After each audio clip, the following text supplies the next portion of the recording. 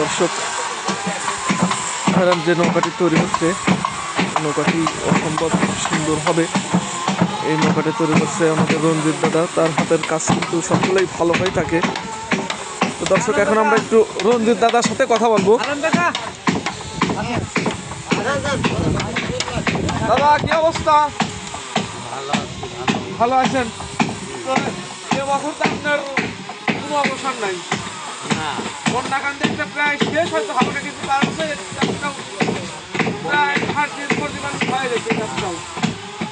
তো এই যে নৌকাগুলো অনেকেই বন্যা কান্দের নৌকার প্রশংসা করছে, আপনারা নিজেরাও বলছেন যে এই নৌকাটি অতীতে যে নৌকাগুলো বানাইছেন তার থেকে একটু নৌকাটা একটু অনেক কিছুতে আপডেট করছেন, কিছু কাজ সংযোজন করছেন, কিছু কাজ বাদ দিচ্ছেন।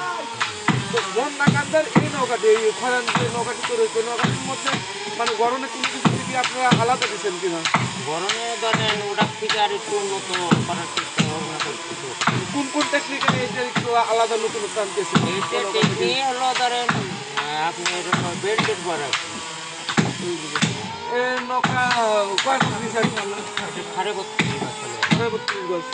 কয় ফিট কাট লাগতেছে? এটা ধরেন 160 ফিট লাগবে। 160 ফিট এ টু জেড। কি কি কাঠ ব্যবহার করবেন এই নৌকাতে? শাল কাটা লোহা কাঠ। শাল কাটার লোহা কাঠ। ওই নৌকাটা দেখে দর্শকরা অনেকে কমেন্ট করছে নৌকাটা অনেক সুন্দর হয়েছে এবং ওই নৌকাটা চলবে এমনও প্রত্যাশা করতেছে। আমরা এই নৌকাটি দেখেও এখন পর্যন্ত যেটা বোঝা যাচ্ছে ওই নৌকাটির মধ্যে সুন্দর হচ্ছে এবং গরমে ভালো হবে। এই নৌকাটার প্রত্যাশা কেমন আপনি করতেছেন? এটা তো ওইরকম চিন্তা ভাবনা করতে থেকে ভালো হয়, থেকে ভালো হয় মানে কাজ যেটা করবে না অতীতে যা করে আসছে সামনে যেটা করে তার থেকে একটু ভালো করার চেষ্টা করতে। আপনার কাছে আরো একটা আমার প্রশ্ন, একটা ইম্পর্টেন্ট একটা প্রশ্ন। আমাদের যে সাথিয়াতে একটি নৌকা তৈরি করতেছে, সাথিয়া 6 তারা নাম দিয়েছেন ভাইরা আফ্তা গ্রামে। তো নৌকাটা তৈরি করতেছে আনন্দ দাদা, এখানে আপনি তৈরি করতেছেন, আর ওই পাশে একটা তৈরি করতেছে ভাদাল, সম্ভবত জিতেন দাদা। তো সারা বাংলাদেশে 500 নৌকা সাধারণত আপনারা 3 মিস্ত্রি দেখা যাচ্ছে তৈরি হচ্ছে। 3 মিস্ত্রি? হ্যাঁ জি। এই 3টে মিস্ত্রি দেখা যাচ্ছে যে মাঝখানে কিছুদিন আমাদের 500 নৌকার এতটা হাইট ছিল না, এই বছর আবার নতুন করে উন্মোদনা শুরু হয়েছে। তো এখন যারা এই 500 নৌকাগুলো তৈরি করতেছে এই হাইটটা আগামী 20-30 বছর চলে যাবে। তো আপনাদের পরবর্তীতে আমরা নতুন করে মিস্ত্রি দেখতে পাচ্ছি না, তো আপনাদের এই প্ল্যান আছে কিনা নতুন করে মিস্ত্রি?